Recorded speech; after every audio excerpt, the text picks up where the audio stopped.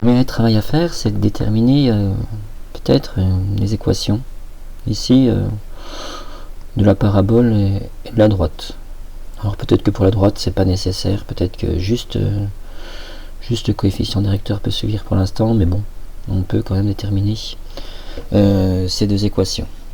Donc pour la droite, trouver la forme y égale m fois x plus p.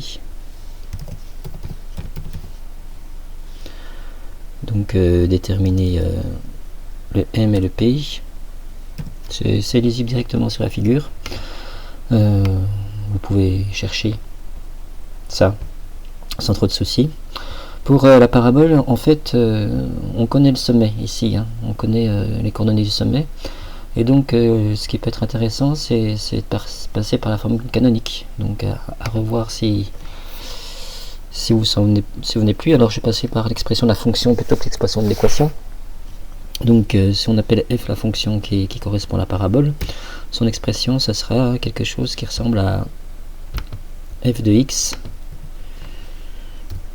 égale à un facteur de x moins, alors on dit alpha normalement, on a certainement des petits alpha qui traînent quelque part, voilà,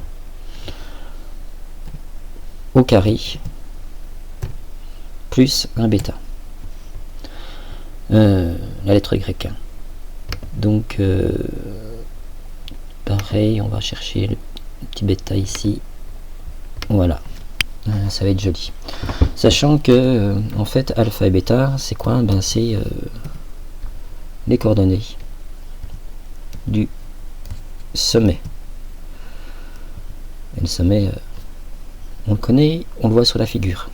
Donc coordonnées du sommet c'est alpha et bêta. Alors ça nous permet d'avoir ces deux valeurs très rapidement. Ensuite il faut déterminer A.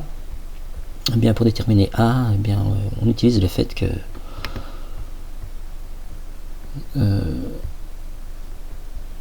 on a des points ici, le point de coordonnée 0,4 qui est sur la parabole, donc il doit vérifier f de 0 égale 4, ça permet de déterminer le A.